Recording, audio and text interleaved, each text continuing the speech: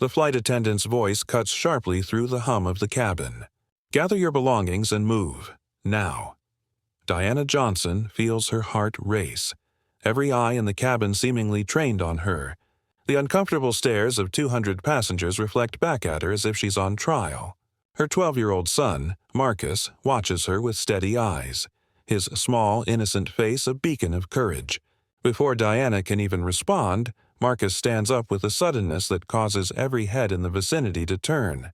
His voice rings out, unshaken and piercing. Section 14 Note 3 of your own airline's contract states that you can't remove passengers without a safety threat. In that moment, the gravity of what's unfolding hits the flight attendant.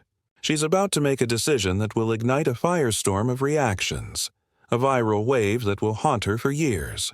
Little does she know, this small action is about to become a symbol of something much larger than a simple seating dispute. Just an hour and a half earlier, Diana and Marcus were at Chicago O'Hare's Gate C-42, anxiously awaiting their flight back to Atlanta after a week spent caring for Diana's ailing mother. This wasn't just any flight. It would become the backdrop for a much-needed conversation about bias, judgment, and the assumptions passengers carry with them, without realizing the weight they place on others. This isn't a story about airlines or seat assignments. It's about perception, assumptions, and the unspoken prejudices that exist within us all. And it took the unrelenting clarity of a 12-year-old to challenge the prejudices of a world built on preconceived ideas. The gate area at C-42 hums with the usual sounds of travel, the low murmur of passengers chatting, the rhythmic click of rolling suitcases, and announcements echoing through the terminal. Diana Johnson sits, appearing calm despite her exhaustion. Her eyes skim through emails on her phone while Marcus, seated beside her, is absorbed in his latest edition of Aviation Weekly. At just 12 years old, Marcus possesses an almost supernatural understanding of flight mechanics and airline operations. His knowledge is an odd mix of curiosity and precision, a talent he's nurtured since he could barely reach the bookshelves at home. "Mom, did you know that this Airbus A320's cruising altitude is typically at 36,000 feet, but it can go as high as 41,000? That's because higher altitudes help conserve fuel," Marcus says, his voice steady and casual as he traces a diagram in his magazine. Diana's lips curve in an affectionate smile as she listens, even though she has no idea what he's talking about. But she listens, because this rhythm of mutual respect and fascination has been their bond since Marcus was little, when he first became obsessed with anything that could fly. "Wow, baby, I didn't know that," Diana responds, smoothing a loose braid behind her ear. She watches her son's fingers run over the detailed diagram, his mind working far faster than hers. But that's Marcus, a boy with a passion for the sky and an ability to make sense of the world in ways no one else can. Diana, 42, is a woman who carries herself with quiet strength. As an associate professor at Spelman College, she's used to being respected in academic circles. She's well-versed in commanding attention in rooms full of people, but today she's simply a tired mother who wants nothing more than to get back to Atlanta after a week spent caring for her ailing mother. She's ready to leave behind the hospital visits, the endless phone calls, and the fatigue. As Diana checks the flight's boarding schedule on her phone, Marcus's attention shifts. He looks up, his eyes narrowing in the direction of the gate. Diana follows his gaze and notices two airline employees, a flight attendant and a gate agent, engaged in a tense conversation. Their body language, furtive glances, hurried words, catches Marcus's eye. "Something's off with the flight," Marcus says, his voice quiet but sharp. Diana raises an eyebrow. "Why do you say that, honey?" They're looking at the manifest and the pilot just got called over. "See how he's shaking his head? They're probably dealing with a weight and balance issue," he explains as if reading the very atmosphere of the airport.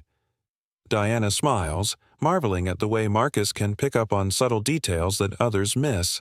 His mind is a puzzle that never stops working, and it both astounds and exhausts her. She's always known her son is gifted, but sometimes his intelligence is overwhelming. As they wait for their group to be called for boarding, Diana's thoughts drift. She reflects on how their relationship has evolved since Marcus was a child, when his world revolved around toys and cartoons. Now, at 12, he's mature beyond his years, and she finds herself learning as much from him as he does from her. Group 2 for Flight 11372 to Atlanta. Please prepare to board.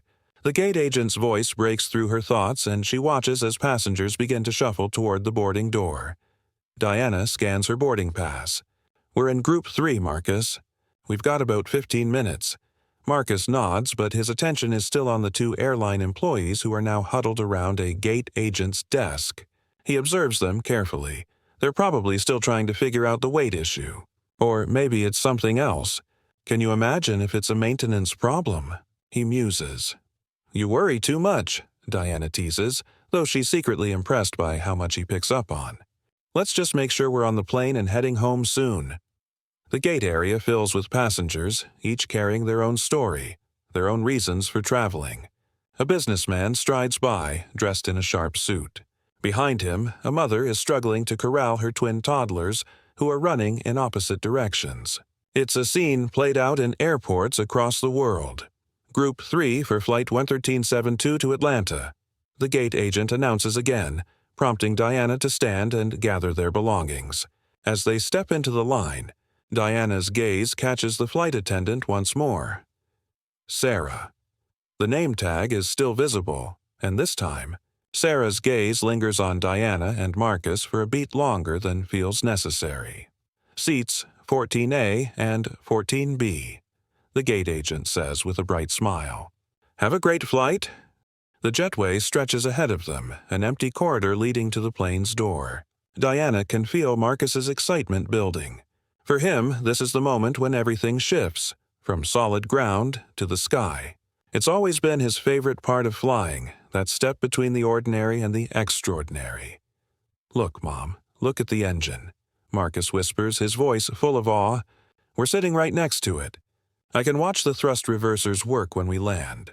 Diana squeezes his hand, managing a smile despite her own exhaustion. Just what every mother wants to hear. Her child fascinated by the mechanics of flight, lost in the technical wonders of a world most kids his age would find boring.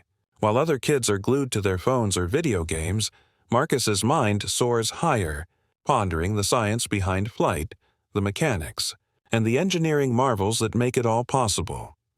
They pass through the aircraft door, where another flight attendant greets them warmly. Welcome aboard, she says, her smile genuine as she ushers them into the narrow aisle. The cabin is filling quickly with a mixture of familiar travel faces. Business professionals tapping on laptops, families trying to corral children, couples enjoying their first moments of privacy in days, and solo travelers seeking a few hours of solitude with headphones or books. Diana moves down the aisle, carefully stepping around other passengers who are already getting settled in their seats. As they approach their row, Diana glances around at the faces surrounding them. Marcus quickly slides into the window seat, as he always does, while Diana places their carry-on in the overhead compartment. They settle in. The cabin fills with that peculiar hum of passengers adjusting to their spaces, seat belts snapping into place, overhead bins clattering shut, the occasional sigh or grunt as people shift into the comfort of their assigned seats. Diana settles into hers with a sigh, closing her eyes for a brief moment to collect herself. The last week has drained her. Caregiving for her mother, who's recovering from a hip replacement, has been emotionally and physically taxing. The role reversal has been jarring, a reminder of how quickly time shifts. Suddenly, she finds herself doing for her mother what she once did for Diana, just as she used to do for Marcus when he was a baby. Marcus leans over. Are you okay, Mom? Diana smiles, though she feels the weight of the question. Just tired, honey. It'll be good to get home. Marcus watches her closely, his perceptive nature never far from the surface. He doesn't say anything, but she can feel his understanding. Marcus, in his own quiet way, always knows when something is off, even if she's trying to keep it together. As they begin to taxi toward the runway, Sarah, the flight attendant, moves through the cabin again, checking seatbelts, overhead bins, and ensuring that everyone is secure. When she reaches their row, Diana notices something. There's a slight stiffening in Sarah's smile, a tiny moment of hesitation before she asks politely, "Ma'am, could I see your boarding pass?" Diana's heart skips. It's a simple request, but there's something about Sarah's tone that makes Diana sit up a little straighter. She retrieves her phone, pulling up the boarding passes with practiced ease. "Of course. Is there a problem?" she asks, keeping her voice neutral. Sarah studies the screen a little longer than necessary, her brow furrowing slightly. Diana can't help but feel that familiar prickle of unease. She's been here before, being scrutinized when no scrutiny is needed. No problem at all, Sarah says, though her smile has lost its warmth. It's just that, well, the system flagged an issue earlier, but it looks like it's resolved now. Diana nods, accepting the explanation without comment. But the pit in her stomach remains. Sarah moves on. But Diana can't shake the feeling that something is off. Marcus, ever the observer, watches Sarah's retreating figure. "Why was she checking our seats, Mom?" He whispers, his voice quiet but with the sharpness of someone who doesn't miss a thing. Diana places a hand on his, her mind racing. "I'm sure it's nothing, honey. Maybe just a routine check." But Marcus isn't convinced. "She didn't ask anyone else." Diana stays silent, not sure how to explain this feeling, the feeling that something is happening here that goes beyond just a flight glitch. Over the years, Diana has learned to recognize the subtle signs of prejudice that lurk just beneath the surface of everyday interactions. The questioning gaze, the assumption that she doesn't belong. She's seen it before, and though it's easy to dismiss it in the moment, it lingers. The engines roar to life as the plane begins its taxi down the runway, and Diana exhales, trying to relax. The flight attendants begin their safety demonstration, walking through the usual motions: oxygen masks, life vests, the seatbelt sign. But as Sarah passes by again, her eyes flicker toward Diana and Marcus before quickly shifting away. Marcus's gaze locks with hers, and he leans over, whispering once again, "She's still watching us, Mom. Why?" Diana closes her eyes briefly, wondering how to protect her son from this awareness. The realization that sometimes people see them as a problem simply because of who they are. But she knows she can't shield him forever. He's already too perceptive for that. As the plane accelerates down the runway, Diana braces herself, feeling the familiar pressure in her chest as the aircraft lifts off. Marcus grins, eyes wide with excitement as the wheels leave the ground. For a moment, Diana forgets everything, the tension, the unease, lost in the simple miracle of flight. The plane climbs through the clouds, rising higher into the sky. The seatbelt sign dings off, signaling that they've reached cruising altitude. The cabin begins to stir with passengers moving about, stretching their legs or heading toward the restrooms. Diana begins to relax, hoping that the remainder of the flight will be uneventful. She's not looking for any more drama, not after everything that's already happened. She lets her eyes wander over the passengers around them, a blur of activity and quiet conversations. Marcus is once again absorbed in his thoughts, studying a diagram in his notebook, while Diana retrieves the novel she'd been reading before they boarded. But before she can dive into the book, she feels a light tap on her shoulder. Sarah appears again, this time with a beverage cart, moving with the same mechanical efficiency. She stops at their row and smiles, though it's as tight and rehearsed as ever. "What can I get you to?" she asks, her voice professional. But something about the way she looks at them, the way her eyes linger for a fraction of a second longer than necessary, sends a wave of discomfort through Diana. Marcus doesn't miss it. He eyes Sarah's smile, his brow furrowing in a way that tells Diana he's catching on to the subtle tension in the air. "I'll have apple juice, please," Marcus requests, his voice firm but polite. Diana nods, adding, "Water for me, thanks." Sarah pours the drinks quickly, her movements smooth but a little too practiced. She hands them over without a word and moves on down the aisle. Diana sips her water, telling herself she's imagining things, that maybe it's just part of the flight routine. But Marcus doesn't seem convinced. As he takes a slow sip of his juice, he leans closer. "Why did she look at us like that?" he whispers, his voice barely above the hum of the plane. Diana swallows, unsure of how to respond. "Honey, sometimes people just look at things that aren't there. She's just doing her job, right?" But even as the words leave her mouth, Diana knows they don't quite ring true. There's something about Sarah's behavior that doesn't sit right with her, and it isn't just her professional distance. It's the subtle scrutiny, the sense that Diana and Marcus are being treated differently, as if they don't belong in the same space as the other passengers. Before she can offer any more reassurance, Sarah reappears, this time with the beverage cart making its way toward them again. She moves swiftly through the aisle, pausing for a moment as she reaches the older man in the business class section. But something is off again. Diana notices the exchange that happens just behind her. The man gestures toward her row. Sarah leans in, speaking to him in a voice too low for Diana to hear, but her attention is caught. The way Sarah looks back in their direction, her posture stiffening slightly, it's like she's waiting for something. Diana feels the prickling sense of déjà vu. Marcus doesn't need to say anything. He's already seen it too. "Why does she keep watching us, Mom?" he asks, his voice barely a whisper. "I don't know, baby," Diana replies, forcing a calmness into her voice that she doesn't quite feel. "But let's just try to enjoy the flight. It'll be over soon." But as they settle back into their seats, the feeling that something is simmering beneath the surface doesn't go away. Diana can sense it, the unmistakable tension in the air, and soon she realizes that tension is about to erupt. About 30 minutes after the drink service, things take an unexpected turn.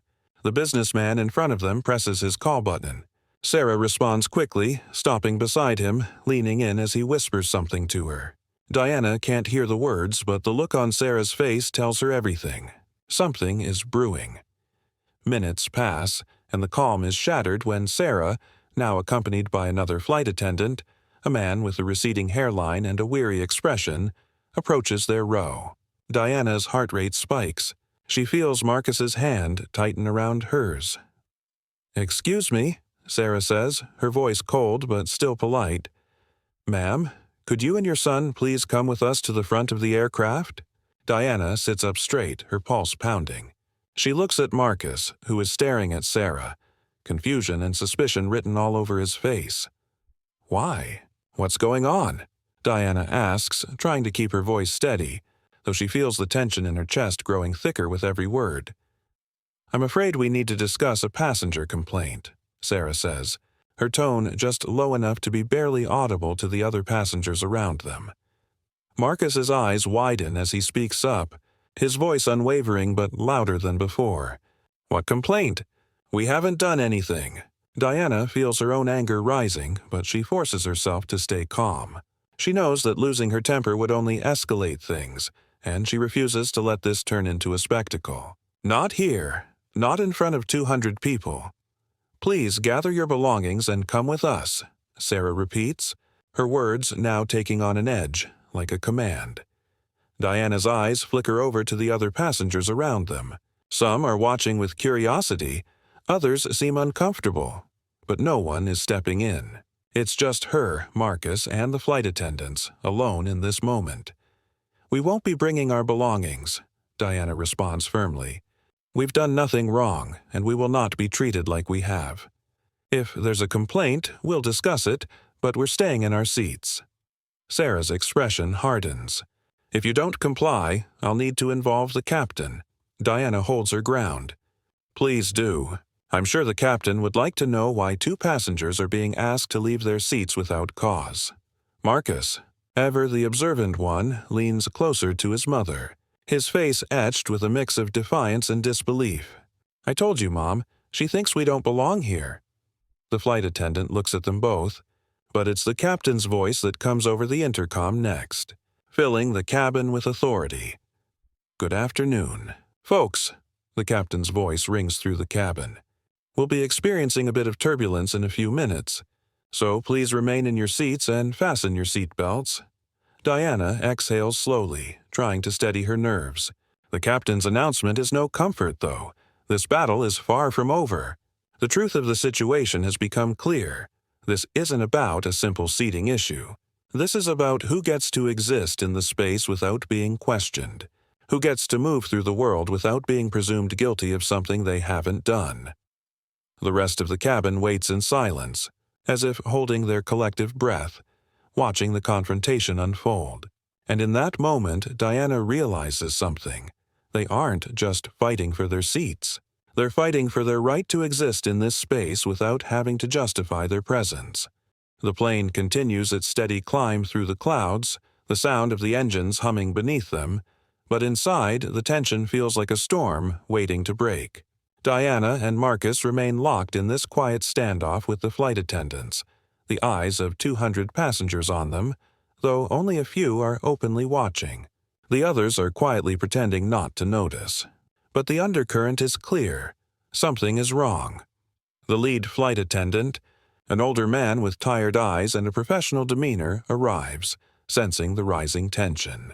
He approaches the row with a carefully neutral expression, trying to gauge the situation without further escalating it. "Ma'am, I understand there's been some confusion," he says, his tone polite but also strained. "Let's resolve this calmly. We can speak with the captain, but we need to do so in the front of the plane." Diana remains seated, her hand still firmly holding Marcus's. She's not going to let this become another of those moments where she's forced to prove her worth.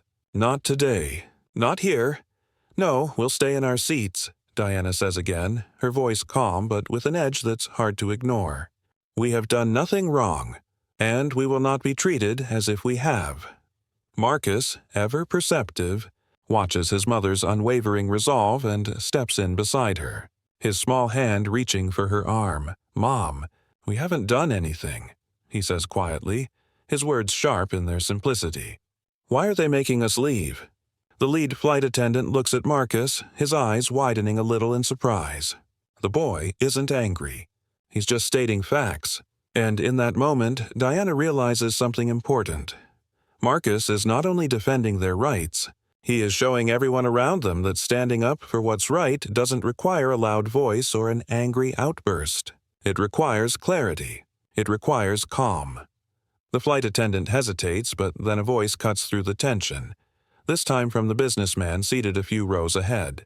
He clears his throat, his voice cutting through the silence. "I'd just like to say," the man begins, turning around in his seat to face the crew, "there's been no issue here. I've been sitting here the whole flight, and these two haven't done anything to disturb anyone. You're creating a problem that doesn't exist." Diana feels a surge of unexpected relief. This stranger, who's clearly been watching the scene unfold, is speaking up in their defense. It's a small act, but it matters. It matters in ways that Diana can't quite explain yet. The solidarity, the small but significant support, it's enough to shift the dynamics in her favor. The lead flight attendant looks at the businessman, his face flushed, then turns back to Diana and Marcus, his expression softening. He doesn't seem to know what to say. He starts, but before he can continue, Sarah reappears at the front of the cabin, her face flushed, clearly rattled by the turn of events. "I received a complaint," she begins, her voice still professional, but the cracks are evident. "And I was just following protocol." Marcus, still sitting beside his mother, speaks up again, his voice steady and unyielding. "Your protocol is wrong," he says, his words precise. "The rule says you can't move passengers who haven't done anything wrong. You're trying to move us just because you assumed something about us." Diana watches Sarah's face as she hears Marcus's words. The flight attendant's eyes dart nervously, shifting between Diana, Marcus, and the businessman who's now looking at her with disapproval. "There's no complaint," the businessman says, voice firm. "The only complaint here is from you, making assumptions about people who've done nothing wrong." The cabin falls into a heavy silence. More than one passenger shifts uncomfortably in their seats, unsure of how to respond, but clearly aware that something deeply unfair is happening. Diana, feeling the eyes of everyone on her, takes a deep breath. "We're not going anywhere," she says firmly, her gaze meeting Sarah's. "We'll speak to the captain. But we're staying in our seats." Moments pass in silence, the tension hanging in the air like static. The flight attendants return to their positions, but it's clear that they are shaken by what's just unfolded. The captain's voice, calm and measured, suddenly fills the cabin, breaking the charged silence. "Ladies and gentlemen, this is your captain speaking," he says, his voice deep and authoritative. We've been made aware of a situation that requires my attention. I'm going to speak with the passengers involved, but I assure you that we will resolve this matter swiftly." Diana feels her stomach tighten at the captain's announcement. She's no stranger to the weight of authority, and in moments like this, it feels like the whole room is holding its breath, waiting for her to either comply or continue to stand her ground. Minutes later, the captain arrives at their row. His weathered face, marked by years of experience, scans Diana and Marcus with a practiced eye. He looks to Sarah, then to the lead flight attendant before finally addressing Diana. "Ma'am," he says softly but firmly, "I understand there's been some misunderstanding regarding your seating. I want to assure you that you and your son are in the right seats, and I apologize for the confusion." Diana, who has spent years teaching students to find their voice, feels her own power in this moment. She doesn't need an apology for herself. She needs accountability. "Thank you," she says, her voice cool and collected. "But I want to know why this happened. Why were we singled out? Why were we treated this way when we did nothing wrong?" The captain looks uncomfortable, glancing at Sarah and the lead flight attendant before meeting her gaze again. "Ma'am, there was a report of some disturbance, but after reviewing the situation, it appears that no such disturbance occurred," the captain explains. "I'm sorry for the stress this has caused." Diana nods, though she's still not fully satisfied. "I appreciate your apology, but this isn't just about us. It's about everyone who's had to endure being assumed guilty for no reason. This kind of thing happens more than people realize." The captain nods thoughtfully, his face softening. "I understand, and I'm truly sorry for what you've experienced. Rest assured, this will be reviewed internally, and I'll make sure that protocols are followed properly moving forward." Diana feels a small sense of victory, but it's fleeting. This apology, while important, doesn't erase the uncomfortable truth of the situation, the reality of bias that lingers just beneath the surface of everyday life. As the captain moves on, Sarah lingers at the back of the cabin, clearly shaken. Diana can see the weight of the situation settling over her, the realization that she has been called out, not just by Diana and Marcus, but by the very passengers she was trying to control. The plane continues its journey through the sky, but the cabin is quieter now, the usual noise of flight attendants and passengers settling into a strange, contemplative silence. Diana looks out the window, her thoughts swirling with a mix of frustration, pride, and disbelief. This wasn't just a seat dispute. It was a reminder that no matter how much progress is made, there are still systems in place that judge people based on who they are, not what they've done. It's an uncomfortable truth, but one Diana knows she must confront every day. Marcus, quiet beside her, seems to sense his mother's thoughts. He leans against her, his head resting on her shoulder. "Are we okay, Mom?" he asks, his voice soft. Diana takes a deep breath, feeling a sense of calm wash over her despite the storm that's just passed. "We're more than okay, baby," she replies, squeezing his hand.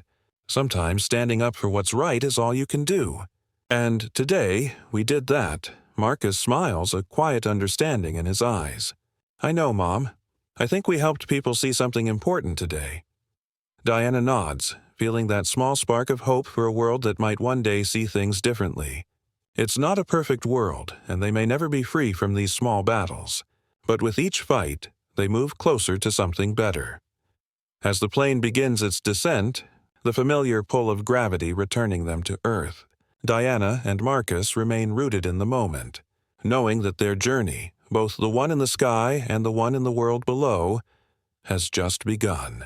As the plane touches down smoothly, Diana feels the familiar sense of relief that comes with every flight's end. The wheels hit the runway, the thrust reversers roaring as the aircraft slows, and Marcus presses his face to the window, watching the landscape below shift from clouds to ground. "Almost home," he says, the excitement in his voice returning, a sign that the storm of emotions from earlier has finally passed. His eyes light up as they approach the gate, and the hum of the engine slowly dies down. Diana allows herself to smile, but it's tinged with exhaustion. The flight may be over, but the fight isn't. That quiet battle of dignity, of being seen for who you truly are, doesn't just end when you land. It continues. And though this confrontation with the flight attendants has concluded, it will echo in the lives of both Diana and Marcus for a long time. As the passengers begin to gather their belongings, Diana and Marcus remain seated, not in a rush to join the throng of people eager to exit the plane. They sit in the quiet space between them, the weight of the encounter still settling in the air around them. "You okay, baby?" Diana asks, her voice soft. Marcus nods, though there's a hint of something unspoken in his eyes. "Yeah, I just don't get it, Mom. Why do people think it's okay to treat us like that?" Diana's heart aches as she looks at him, this extraordinary boy who has had to confront injustice in ways that most kids never will. She wishes she could shield him from all of it, protect him from the reality that sometimes the world will see him through a lens of assumptions and biases that he can't control. But instead of hiding him from it, Diana teaches him how to face it, how to rise with dignity and strength, even when the odds are against you. "Sometimes, Marcus," she begins slowly, "people act based on what they've been taught to believe, not what's true. And sometimes they don't even know they're doing it. But you're right to question it. It's wrong, and we won't ever accept it." The words feel like both a promise and a prayer. A promise that no matter how difficult the world may be, Marcus will never face it alone. And a prayer that one day, the world will see him for who he truly is, bright, kind, capable, and not just the color of his skin. By the time they deplane and make their way into the bustling terminal of Hartsfield-Jackson International Airport, Diana's phone buzzes in her pocket. The notification lights up the screen, but it's a moment before Diana checks it. When she does, her stomach drops. It's a message from a colleague at Spelman College. "Is this you?" Attached is a link to a video. Diana clicks it, her heart in her throat. The video opens with shaky footage, clearly taken by another passenger, showing the confrontation between Diana, Marcus, and the flight attendants.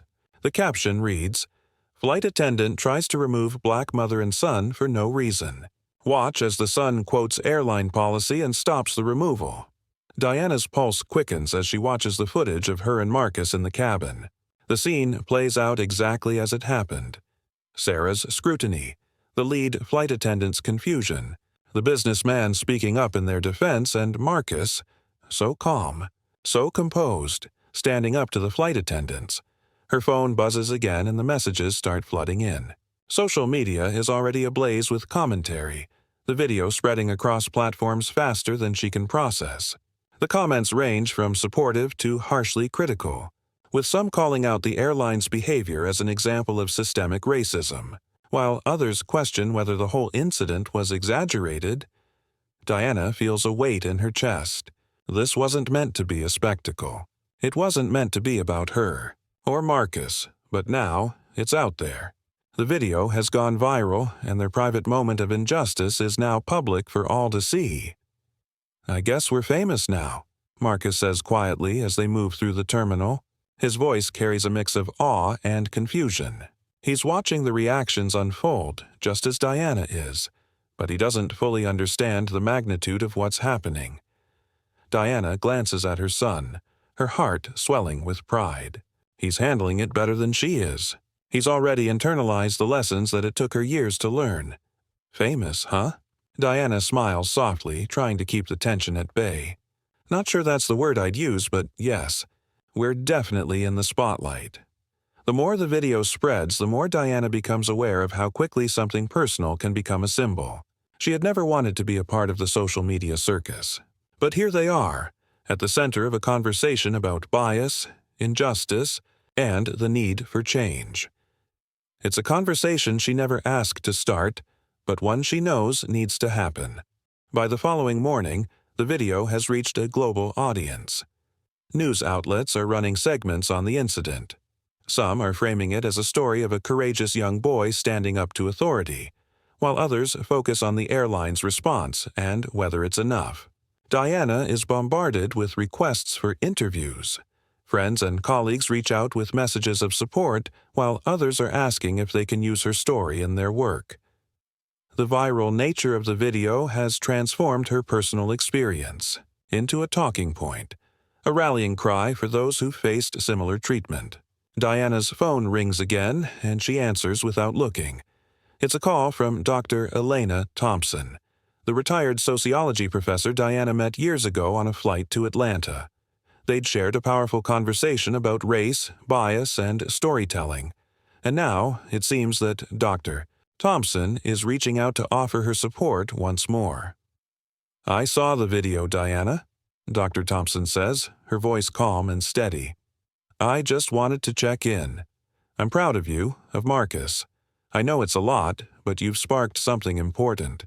Diana exhales slowly, grateful for the call. "It's overwhelming. I didn't expect this to blow up the way it has." "I'm not surprised," Dr. Thompson responds. "The moment you shared was raw, and it resonated. The truth always finds its way out.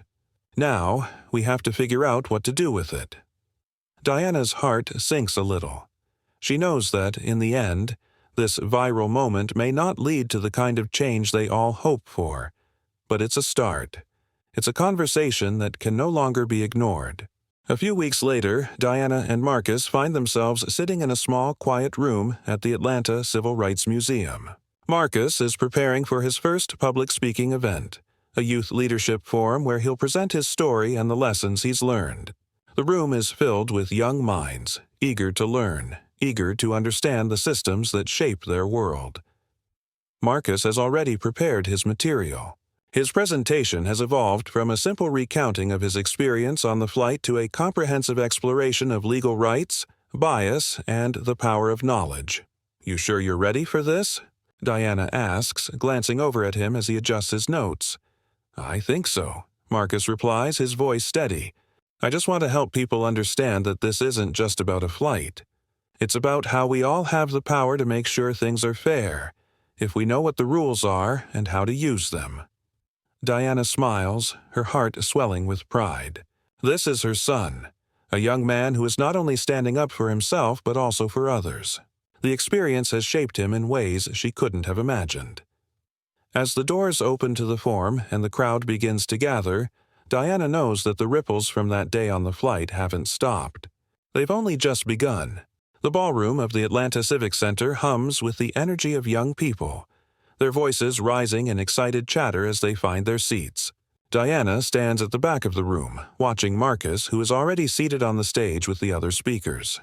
He's the youngest in the group, but his presence radiates confidence and purpose far beyond his years. Diana can't help but marvel at how much he's grown in just a few short months. Though the video of their encounter on the flight had gone viral, it's not just about the story anymore. It's about what they are doing with that moment, the way it has become a tool for conversation, for change. Marcus is using his voice to teach others the value of knowledge, how understanding the rules can be a tool for justice, a weapon against injustice. The moderator calls the session to order, and the room quiets. Marcus stands, his posture straight, his face calm. The familiar nerves Diana had seen him wrestle with in the past seem to have evaporated. In their place is the young man who has learned to channel his intellect into action. "Good morning," Marcus begins, his voice steady and clear, projecting across the room. "My name is Marcus Johnson, and I'm here to talk about something that happened to my mother and me not too long ago. A situation where knowing your rights changed everything." Diana watches from the back of the room as Marcus starts to speak, recounting the events on the plane, the flight attendants' actions, the assumptions made about them, the questioning of their right to be in their assigned seats. He doesn't speak with anger. He speaks with purpose. The way he frames the story, the way he analyzes the situation, shows the audience that this wasn't just about a dispute over seats. It was about assumptions based on race, about bias in everyday interactions, and about how knowledge can challenge these biases. "I could have gotten upset," Marcus continues, "but instead I remembered something my mom taught me. When you know the rules, when you understand them, they work for you. So I quoted the airline's own policy, Section 14.3, and that was the end of it. We were allowed to stay in our seats." He pauses, letting the weight of his words sink in. Diana feels her heart swell with pride. This is the kind of child she's raised, one who doesn't just react with emotion, but one who seeks to understand and to use that understanding to change the world around him. Too often, people don't know their rights, Marcus continues. They don't know the rules. But when you know the rules, you can protect yourself. You can make sure that you're treated fairly. And that's what we need to do, not just for ourselves, but for everyone who's been unfairly treated because of assumptions, because of bias. The room is silent, hanging on every word Marcus speaks. It's not just a story anymore. It's a lesson, a call to action. After the presentation, Marcus answers questions from the audience. His calm, methodical responses impress the young people around him, as they raise hands to ask questions about how to navigate the world they live in, how to deal with situations where they feel like they're being unfairly judged, how to stand up without making things worse. "Marcus," one young girl asks, "what do you do when the people who are making those assumptions about you are the ones in charge, like teachers or security guards?" Marcus thinks for a moment before responding. "Well, sometimes you can't change people's minds, but you can always control how you respond. If you know your rights, if you know the rules, you can stand up without losing your dignity. You don't have to be angry or fight with them. You just have to be confident in who you are and what you know." Diana watches as her son speaks with the kind of wisdom that far exceeds his years. He's not just giving advice. He's offering a way for these young people to empower themselves, to step into the world with knowledge as their shield and their voice as their sword. A few months later, Diana and Marcus sit together in the living room, going over the emails and messages that have come in since Marcus's speaking engagement.